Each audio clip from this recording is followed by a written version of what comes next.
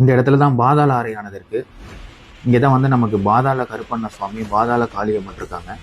நம்ம திருவாரூர் மாவட்டத்திலே இப்படி ஒரு மாசாணி அம்மனை நீங்க எங்கேயுமே பார்த்திருக்க மாட்டீங்க. இங்க இருக்கக்கூடிய இறைவனுடைய பெயர் வந்து கூத்தாண்டீஸ்வரர், தாயார் பெயர் நாகக்குழலி அம்மன். கைலாய கோலத்துல இந்த இடத்துல நமக்கு காட்சி கொடுக்குறாங்க.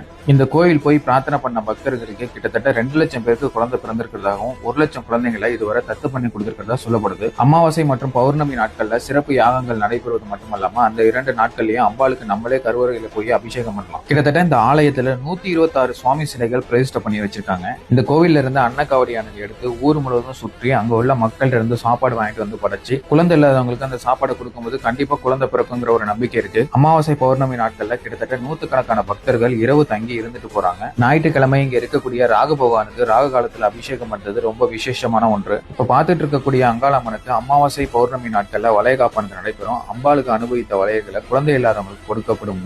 3 அமாவாசை தொடர்ந்து வந்து பரிகாரம் பண்ணவங்களுக்கு கண்டிப்பா குழந்தை பாக்கியம் கிடைக்குங்கிறது காலகாலமா ஏற்பட்ட ஒரு நம்பிக்கைன்னு சொல்லப்படுது. இந்த இடத்துல தேரையர் சித்தர் ஜீவ சமாதியானது இருக்கு. இந்த ஆலயத்துல பிரத்திங்கிரா தேவி அம்மனும் இருக்காங்க. நம்ம திருவாரூர் மாவட்டத்துல இப்படி ஒரு ஆலயம் இருக்கிறது கண்டிப்பா நிறைய பேருக்கு தெரிஞ்சிருக்காது. இந்த ஆலயத்தை பத்தி இன்னும் பல சிறப்புகள்லாம் இருக்கு. அதை சொல்லணும்னா இந்த வீடியோவானது நமக்கு பத்தாது. இந்த கோவிலானது திருவாரூர் மாவட்டம் கூத்தாநல்லூர் தாலுகா ஊட்டியானிங்கிற ஒரு கிராமத்துல தான் இந்த கோவிலானது அமைஞ்சிருக்கு. இதே மாதிரியான டெம்பிள் பிளாக்ஸ் எல்லாம் பாக்குறதுக்கு மறக்காம நம்ம பேஜ் ஃபாலோ பண்ணி வச்சுக்கோங்க. இன்னொரு நல்ல வீடியோல சந்திப்போம்.